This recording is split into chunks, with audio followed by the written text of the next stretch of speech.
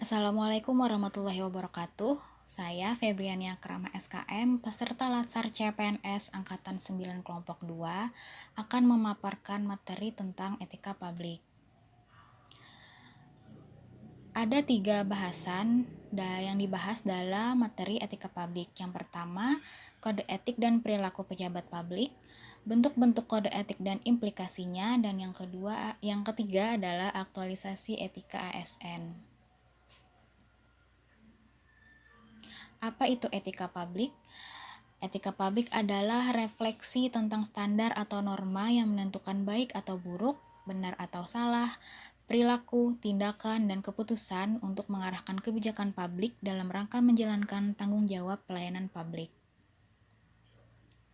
Kode etik ASN. Ada 12 kode etik ASN dan kode perilaku ASN yang diatur dalam Undang-Undang ASN Pasal 5.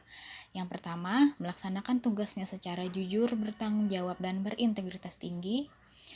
Melaksanakan tugasnya secara cermat dan disiplin. Melaksanakan tugas sesuai dengan peraturan perundang-undangan yang berlaku. Melayani dengan sikap hormat, sopan, dan tanpa tekanan.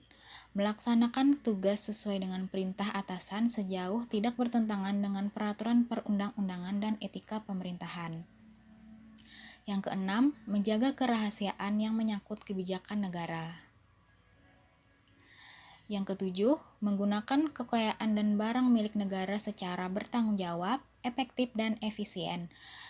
8. Menjaga agar tidak terjadi konflik kepentingan dalam melaksanakan tugasnya, memberikan informasi secara benar dan tidak menyesatkan kepada pihak lain yang memerlukan informasi terkait kepentingan kedinasan, tidak menyalahgunakan informasi internegara, tugas, status, kekuasaan, dan jabatannya untuk mendapat atau mencari keuntungan atau manfaat bagi diri sendiri atau untuk orang lain.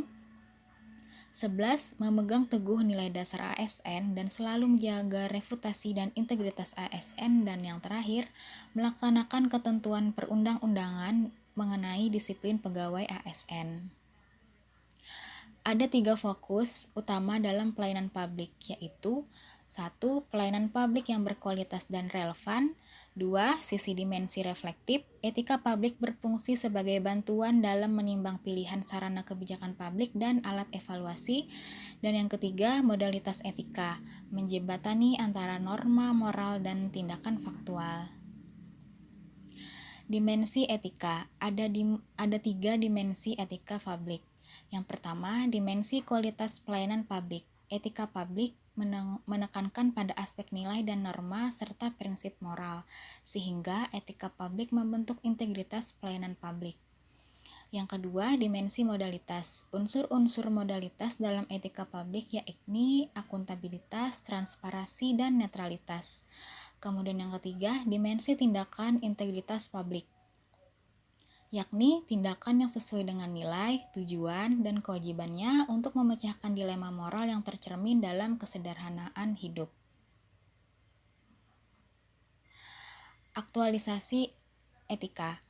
Pentingnya etika dalam urusan publik. Jika aparat pemerintah maupun masyarakat sudah memiliki dasar norma etika yang kuat, ketaatan terhadap norma hukum akan mengikuti dan biasanya korupsi, penyalahgunaan kekuasaan, atau bentuk-bentuk penyimpangan lain akan dapat dicegah sejak dini.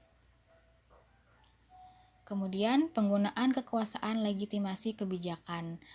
Setiap jenjang pemerintahan memiliki lingkup kekuasaan masing-masing yang dipegang oleh pejabatnya. Semakin tinggi dan luas kekuasaan seorang pejabat, semakin besar juga implikasi dari penggunaan kekuasaan bagi masyarakat. Oleh sebab itu, asas etika publik mensyaratkan agar setiap bentuk kekuasaan pejabat dibatasi dengan norma etika maupun norma hukum.